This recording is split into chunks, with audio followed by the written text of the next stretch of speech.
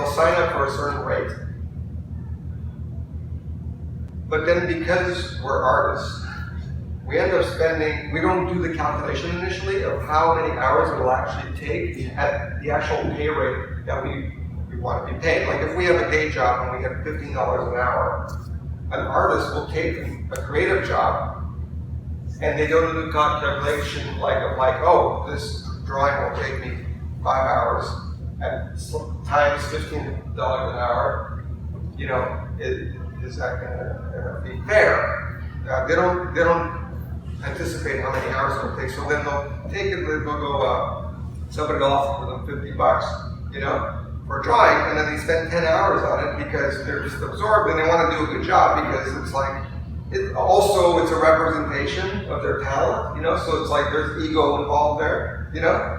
Same with film. I mean, if you get into editing, you know how long that can take, and you know, if you're not getting paid by the hour, just a flat rate, it's just like it's your life and it's frustrating. And then what happens is like you do a big project, you're passionate about it, but it's like it's kind of, it leaves a sour note because in the end you kind of hate yourself for having agreed to this price that's kind of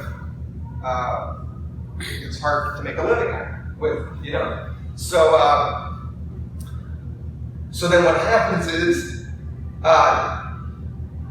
you don't try as hard next time. You're like discouraged, you know. So then that's why some freelancers that are part-time, they go in and out of like their creative field because every time they don't have that like foresight and resilience to know their value and to actually do the mathematical equation of the amount of hours they're spending on something, you know, times like you know, the hourly rate.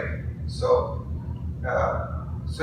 they discourage each other because they go, oh, well, last time, you know, yeah, I did a nice job, but like last time it took me way too long and like, you know, and I didn't make any money. That's the conclusion. I didn't make any money, you know.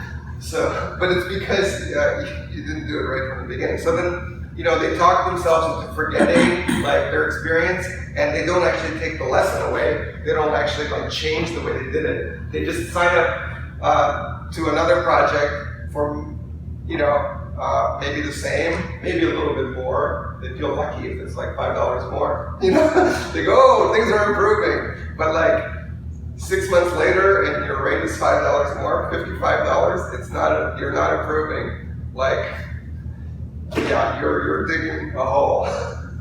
So I think the calculation is really the solution.